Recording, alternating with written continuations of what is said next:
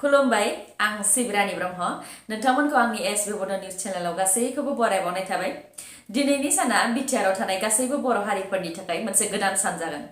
दिनै बिटिसि बिसायख'थिनि रिजाल्टआ फोसावजागोन। जेननाय आरो देरहानाया थाखायो, बेयाव जेननाय हान्जाखौ देरहानाया मिनिनांगौनि गोनांथि गैया। जायखिजाया हान्जायानो देरहाथों मानो आसा खालामो रायजोफोरनि थाखाय मोजां खामानि मावलांगोन। जोंनि रायजो राजाफोराबो बिसायख'थियाव जानाय दावराव दावसिखौ बावदो। बिसायख'थिया फैगोन थांगोन, सोरखाराबो फैगोन थांगोन, नाथाय नों आंआसो अरायसम थालांगोन। बेनिखायनो फै जों बयबो खौसे जानानै सिगांनि बायदि अनलायनानै थाफिनसै। मोन 40 समष्टिनि बिटिसि बिसायख'थिनि काउन्टिंखौ दिनै फुंनि 8 रिंगानिफ्राय जागायजेनगोन। बिटिसि बिसायख'थिनि थाखाय मोन 9 काउन्टिं सेन्टारफोर दङ। क'क्राझार जिल्लायाव क'क्राझार, गसाइगाव, चिरां जिल्लायाव काजलगाव, बिजनी, बाक्सा जिल्लायाव मसलपुर, तामुलपुर आरो सालबारि, उदालगुरि जिल्लायाव उदालगुरि आरो भेरगाव।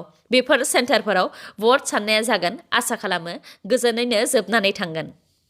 चिरां जिल्ला बेंगिरि गौतम तालुकदार बिथाङा चिरां जिल्लायाव दिनै सेक्सन 144 फोसावदों।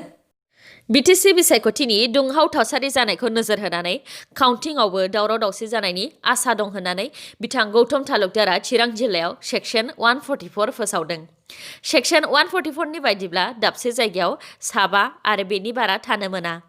बिथां गौतम तालुकदारा चिरां जिल्लायाव सेक्सन 144 होनायजों लोगोसे माखासे नियमबो होफादेरबावदों, जेरै काउन्टिं खालामनाय जायगानि 100 मिटारसिम बा 100 मिटारसिम 3 आरो बेनि बारा रावबो थानो मोननाय नङा। रावबो हान्जायानो बम गावनो मोननाय नङा। देरहानाय हान्जाया देरहानायनि रेलिबो खालामनो मोननाय नङा। आरो देरहानाय हान्जाया जेननाय हान्जाखौ गाज्रि जंखायनाय आरो गाज्रि राव बाहायनो मोननाय नङा। काउन्टिं हलावबो गनायथि गैयालासे रावबो हाबनो मोननाय नङा। बेफोर आयेननि बेरेखा थांनानै सोरबा माबा मावोब्ला सिकिउरिटि फर्सआ बेनि हेंथा गोख्रों एक्सनबो लानो हागौ। बलिउडनि मुंदांखा करिय'ग्राफार आरो डाइरेक्टर रेमो बिथाङा मैया हार्ट एटेक जादों। बिथांखौ फाहामथायनि थाखाय मुम्बाइनि ककिलाबेन हस्पिटालाव लांनाय जादों।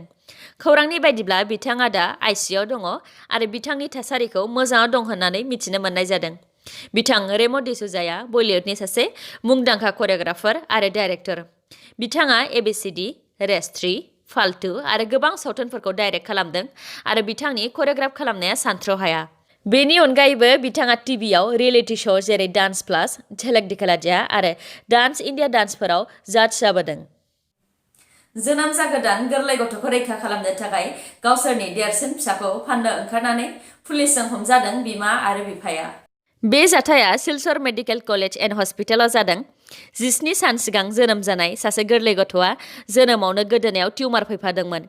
बेखौ मोजां फाहामथाय होनो थाखाय सिलचर मेडिकेल कलेज एन्ड हस्पिटाला गुवाहाटीसिम लांनो बिथोन होदोंमोन।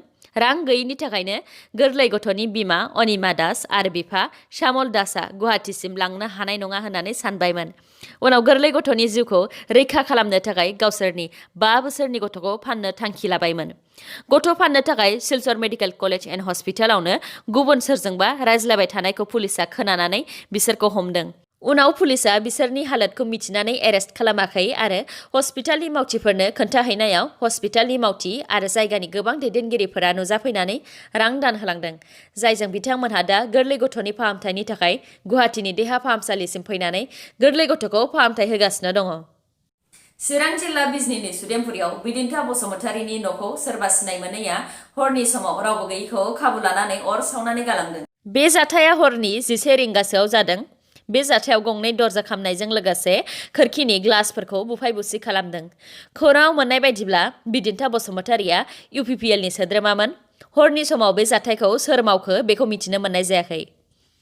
भिडिअखौ जोबजासिम नायलांदो, लोगोसे नोंथाङा दासिमबो आंनि चेनेलखौ साबस्क्राइब खालामाखैबा अन्नानै साबस्क्राइब खालामनानै लादो, लोगोसे बेल आइकनखौबो क्लिक खालामदो, जाहाथे गोदान गोदान भिडिअ लानानै आं फैयोबा नोंथांनाव सिगांग्रो नटिफिकेसन सौहैयो। इन्डिया पस्टआव जायफोर बिथांमोनहा सेभिंस एकाउन्ट दं, बिथांमोनहा खमावबो 500 रां दोननांगोन, नङाब्ला 100 रांजों लोगोसे जीएसटी जुरिमाना होनांगोन। आरो जाय बिथांमोननि एकाउन्टआव 0 रां एबा 0 बेलेन्स दं, बिथांमोननि एकाउन्टखौ दाननानै होनाय जासिगोन। इन्डिया पस्ट अफिसनि बे गोदान नियमा मैया 11 डिसेम्बरनिफ्राय जागायजेनबाय। मख'नो गोनांदि इन्डिया पस्ट अफिसनि सेभिंस एकाउन्टआव 500 रांनि खम दोनोब्ला 100 रांजों लोगोसे जीएसटीखौ फाइनान्सियेल इयारनि जोबनायाव दानगोन, अदेबानि बोसोरसेजों दानगोन। इन्डियान गभर्नमेन्टआ ट्रिपल तालाकखौ बन्द खालामनानै होनाया बोसोरसेनि बारा जाबाय नाथाय दासिमबो मुस्लिमफोरा गाव गावनि बिसिखौ ट्रिपल तालाक होनायखौ नागाराखै। आसामनि हजाइनि रामपुराव सासे मुस्लिम आइजोआ ट्रिपल तालाक होजादों। आइजोआ बुंथिनाय बायदिब्ला फिसाय सुल्तान आहमेदआ 2,50,000 रां दाबि खालामदोंमोन। बिनिनो आइजोआ 1,50,000 रां होखाबायमोन। 1 लाख रां मोनैनि थाखायनो सुल्तान आहमेदआ गुबुन हादोरनिफ्राय फन हरनानै तालाकखौ खेबथाम बुंनानै डिभर्स होदों। बिनि थाखाय दा आइजोआ हाइकर्टनि मदद लानानै पुलिस केस होबाय।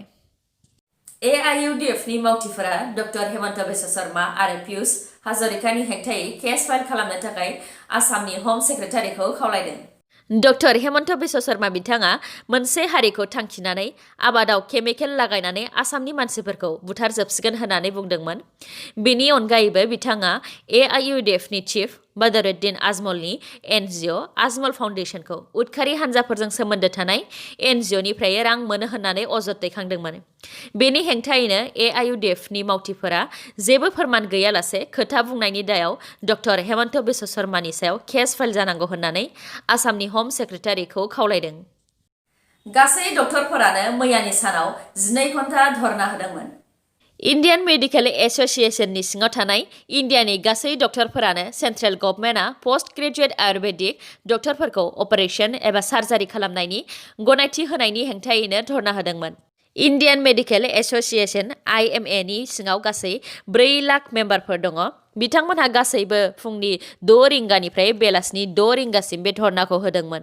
मख'नो गोनांदि बिथांमोनहा धरना होदोंब्लाबो इमार्जेन्सि सार्भिस COVID-19 नि फाहामथाय ICU सार्भिसफोरखौ बेखेवनानै दोनदोंमोन जाहाथे बेरामि सुबुंफोरा फाहामथाय मोनो। आसामाव मैयानि सानखौ गोसोम सान फालिदों। थांनाय बोसोरनि 11 डिसेम्बराव सिटिजेनशिप एमेन्डमेन्ट एक्ट खाखौ पार्लियामेन्टआव पास खालामदोंमोन। दिनै बे सानखौ आसामनि गुवाहाटीजों लोगोसे गासै नर्थ इस्टआवनो गोसोम फिरफिला आरो गोसोम बेनार लानानै शहीद भवनाव गोसोम सान फालिदों। बे गोसोम फिरफिलाखौ गुबैयै नर्थ इस्ट स्टुडेन्ट अर्गानाइजेशन आरो आसुनि सोद्रोमाफोरा बिरहोदों।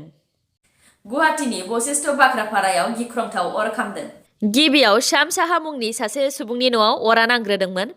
उनाव अर खामनायजों गेस सिलिन्डार बेफ्रुनानै ओनसोल नाङैनो अरा गोसारजोबदों आरो बे अर खामनायाव गोबां नखरफोरा खामजोबदों। अर खामनायजों बेसेबां खहा जाखो बेखौ दासिमबो खौराङाव मोननाय जायाखै। दिनै BTC बिसायख'थिनि रिजाल्टआ फोसावजागोन। UPPL नि चिफ प्रमद बर' बिथाङा गावखौनो देरहासारगोन होननानै मिडियानि सिगाङाव बुंथिदों। बिथाङा बिटिआरआव गोदानै सोरखार दानो हायोब्ला सोरखार दानायनि सानसे उननिफ्रायनो रायजोफोरनि मोजांनि थाखाय खामानि मावगोन होननानै बुंथिदों। लोगोसे बिटिआरआव हारसिङैनो सोरखार दानो हागोन होननानैबो रोखा बुंथिदों। दिनैनि निउसआ एसेनोसै। गाबोन आरो गोदान निउसजों लोगो मोनफिनबावगोन। नोंथांमोना दासिमबो आंनि चेनेलखौ साबस्क्राइब खालामनानै लायाखैबा अन्नानै साबस्क्राइब खालामनानै लादो आरो लाइक, कमेन्ट आरो शेयार खालामनो दाबाव। गोजोन्थों।